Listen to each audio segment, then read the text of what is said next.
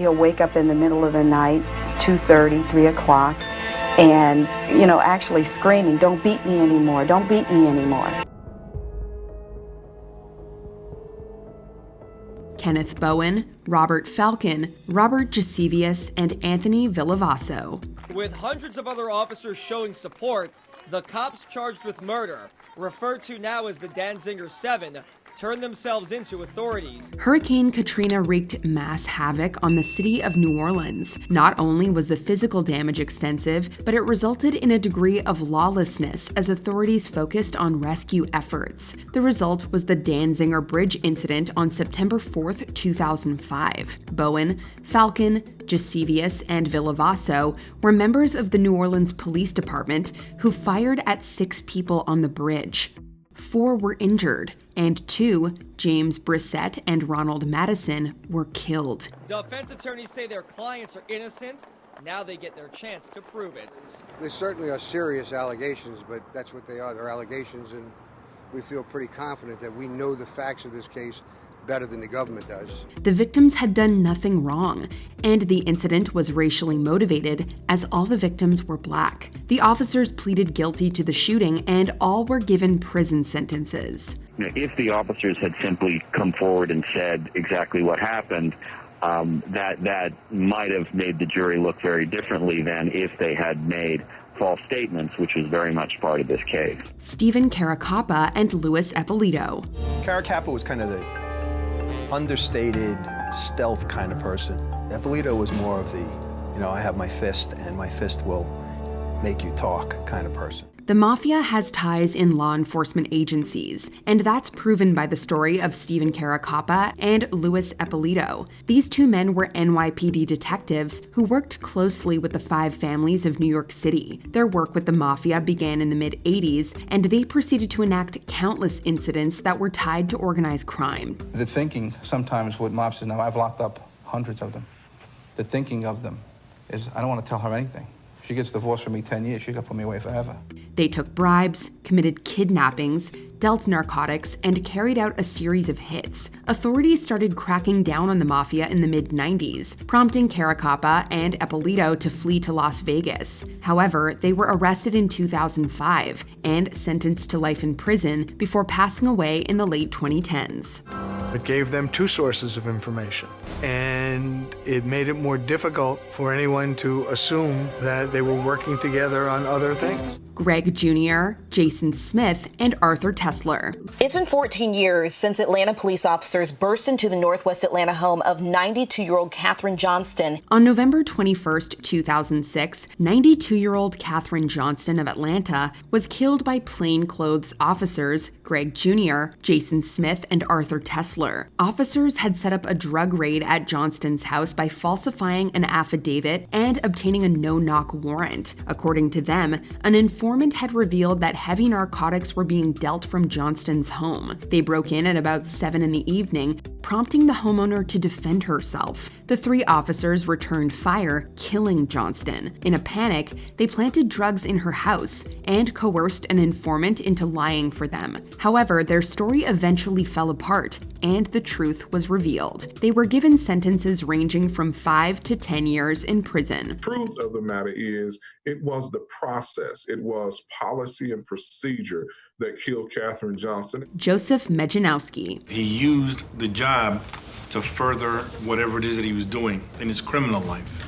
There was a time when Chicago police officer Joseph Mejanowski was praised for his work in recovering illegal contraband. No one knew that he was incredibly corrupt. Mejanowski worked closely with various Chicago organizations and committed a slew of crimes, like arming gang members and distributing narcotics. What they would do is they would sell cocaine to somebody, and Padilla would get paid. And then Mejanowski's partner would pull over the guys who just left with the cocaine. He was also known to sell out his own kind and betray undercover officers to curious gang affiliates. Mejanowski was eventually charged with racketeering and a drug conspiracy and sentenced to life in prison. He made the news in 2022 as the homicide convictions of Juan and Rosendo Hernandez were successfully overturned following proof that Mejanowski had gotten a detective to frame them. It's plain and simple. We want justice for all the men who haven't gotten justice yet. Stacy Coon. He has nightmares all the time, and he'll wake up in the middle of the night, 2:30, 3 o'clock, and, actually screaming, "Don't beat me anymore, don't beat me anymore." This LAPD sergeant made history on March 3rd, 1991. A motorist named Rodney King was pulled over by California Highway Patrol for excessive speeding. 5 LAPD officers responded and viciously beat King with their batons and tasers. Among them was Sergeant Coon, who was serving as the commanding officer. The attack was filmed and disseminated in the media, leading to widespread outrage. Coon and the other officers were tried but infamously acquitted of all charges, resulting in the destructive LA riots of 1992. So as you're seeing the big fires down there, you're certainly seeing smaller fires. They look like they're trying to set a bonfire with the wood remains of this guard shack. Coon was later found guilty in federal court of permitting an unlawful assault and sentenced to a lenient 2.5 years in prison. We all can get along. We just gotta, we're all stuck here for a while. Let's try to work it out. Daniel Holtzclaw. In his police interview, Holtzclaw acknowledges Liggins was afraid of him. Did she ever ask you if you were going to shoot her? She did. She was talking about a pistol. An officer of the Oklahoma City Police Department, Daniel Holtzclaw used his power to commit numerous acts of assault. His trial began on November 2nd, 2015, and it saw the disgraced officer facing a whopping 36 charges. 13 women accused Holtzclaw of sexual violence and blackmail. And he let me live to tell the story. Big mistake. Holtzclaw would run background checks on the women and would coerce them into performing lewd acts in exchange for his silence. He was eventually convicted of 18 charges. Holtzclaw was sentenced to 263 years and was thrown into Oklahoma's Lexington Assessment and Reception Center. Let me ask the jury, is this your verdict, so say you all? Right. Jon Burge.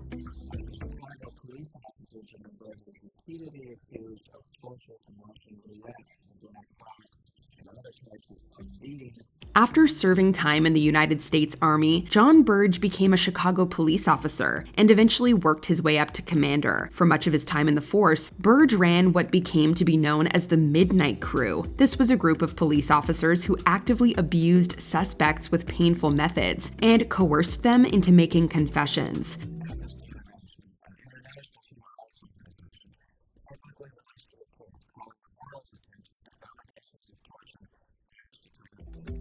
According to The Guardian, Burge and the Midnight Crew were responsible for at least 118 instances of police brutality. He was ultimately fired in 1993 following an unsuccessful trial launched by one of his victims. Burge wouldn't face lawful punishment until 2010, when he was hit with obstruction of justice and perjury convictions and sentenced to 4.5 years in prison. Yes, this is an emotional day beyond a shadow of a doubt. It'll be even better when I go upstairs and see that buzzard face the judge.